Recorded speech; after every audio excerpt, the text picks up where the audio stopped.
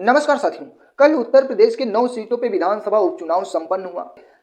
इन 9 सीटों पे कल शाम 5 बजे तक वोट परसेंटेज कितना हुआ यानी कि पोलिंग बूथ कितनी हुई ये मैं बताने जा रहा हूं। लेकिन उसके पहले आप लोग ये जान लीजिए इन 9 सीटों का जो रुझान आया है, ये रुझान आने का ये मकसद कि कल 9 की 9 सीटों पर जिस तरीके से प्रदेश की शासन व्यवस्था चरमराई हुई थी, कल प्रदेश की शासन व्यवस्था जिस तरीके से कई सीटों पे देखने को ये मिला कि वहां लाठियाचार्ज हो रही थी, लोगों के पास वोटर आईडी और आईडी होने के बावजूद भी उन्हें वोट नहीं डालने दिया गया। इससे अखिलेश यादव कल दोपहर कॉन्फ्रेंस किए, लाइव आए और उसमें उन्होंने बताया कि चुनाव आयोग की इंद्रियां काम नहीं कर रही है, चुनाव आयोग का दिमाग काम नहीं कर रहा है किस तरीके से चुनाव करवाया जाए। वहीं पे कल जब 9 की 9 सीट पर वोटिंग हो रही थी तो उनमें से कई ऐसी सीट हैं जहां पे पुलिस प्रशासन द्वारा लोगों पर लाठियाचार्ज की गई है।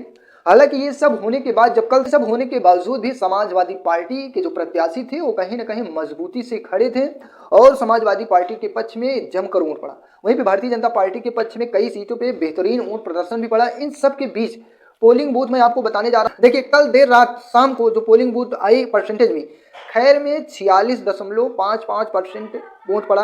वहीं पे गाजियाबाद में सबसे कम वोट परसेंटेज पे गाजियाबाद में 33.30% जो है यहाँ पे पोलिंग बूथ हुई। सीसामऊ, कानपुर की सीसामऊ सीट पर जहां पे लाठियाचार्ज की गई, लोगों को वोट नहीं दिया गया, ये वही सीसामऊ सीट है जहां पे 49.03% लोगों ने मतदान किया। वहीं पे मझवा विधानसभा सीट पर 50.41% मतदान हुए। वहीं पे अगली सीट है कटेरी में 56.69% जो है यहाँ मतदान किए लोगों ने। कटेरी में कई सीटों पे आरोप लग रहा था कि वहां पे बूथ कैप्चरिंग का मामला, जहां पे लालजी वर्मा और उनकी पत्नी शोभा देवी वर्मा का यह आरोप था। वहीं पे अगली सीट है करहल में 53.89% पोलिंग बूथ हुई। 89% मतलब इतने परसेंट जो है वोट पड़े, 53.89% वोट पड़े। वहीं अगली सीट है मीरापुर में 57.02% वोट पड़े। कुंदरकी में 55% वोट पड़े थे। वहीं पे फूलपुर में 43% वोट पड़े। यानी कि ये शाम 5 बजे का आंकड़ा है।